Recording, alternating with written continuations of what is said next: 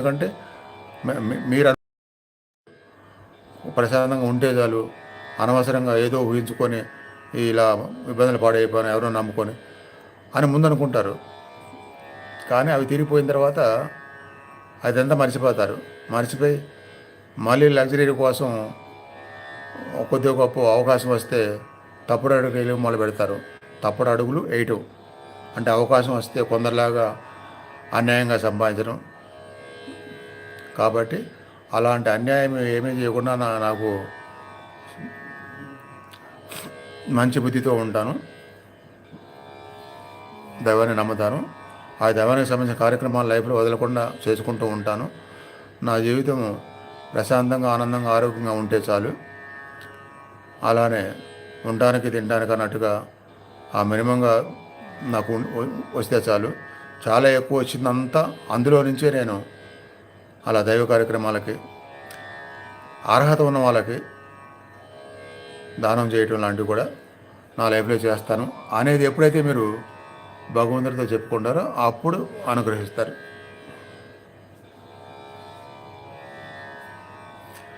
అంతేగాని మీరు కొన్ని వీడియోలో లాగా ఈ రాంగ్ రూట్ రెమెడీస్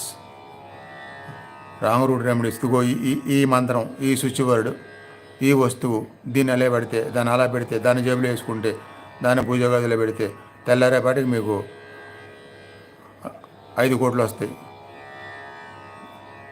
అని ఇలాంటి మాటలు చెప్తూ ఉంటారు కొన్ని.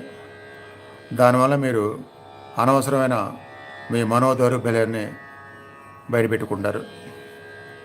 అంటే ఫలితం రాకపోగా ఒక్కోసారి మీ యొక్క శక్తిని పోగొట్టుకుంటారు.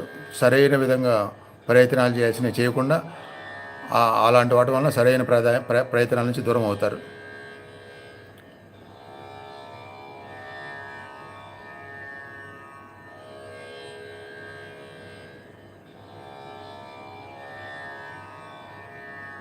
వెస్ట్ గోదావరి, అవును.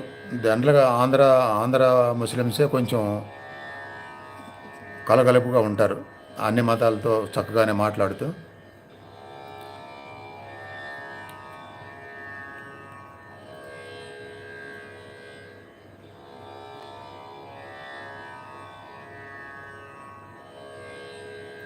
కాబట్టి నేనేం చెప్పానంటే ఎక్కువగా మీకు సంబంధించిన విధి విధానాలకి ఏవో ఉంటాయి కదా, వాటిల్లో అవి చేస్తూ ఇలా మనసులో చెప్పుకోవాలి, ఇలా భావాలు చేయాలి. అంటే నేను ఎగ్జాంపుల్ గుంటూరు అనేది చెప్పానంటే అక్కడ ఉన్న దర్గా అలాంటిది. హిందువులు, ముస్లిమ్స్, వేరే మతాలు అందరూ వెళ్తారు అందులోకి. దానికి ఆ పేరు పడింది. అందరికీ అక్కడ వెళ్ళిన వాళ్ళకి అనుగ్రహం దొరికిద్దని చెప్పి.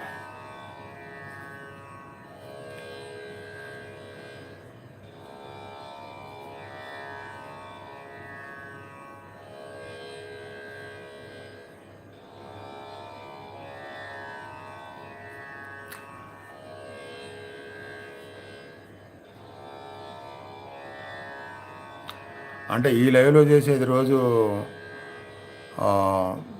హిందూ మత సిద్ధాంతాల ప్రకారం కదా. కుబేరుడు అంటే, లక్ష్మీదేవి అంటే, వెంకటేశ్వర స్వామి అంటే ఇవన్నీ ఉంటాయి కాబట్టి మీకు వేరుగా ఉంటాయి కాబట్టి అందుకని నేను ఆ దర్గా అని చెప్పాను. అప్పుడు మీకైనా మీ ఇంట్లో వాళ్ళకైనా ఏ ప్రాబ్లం లేకుండా అగ్రిబుల్గా ఉంటుంది.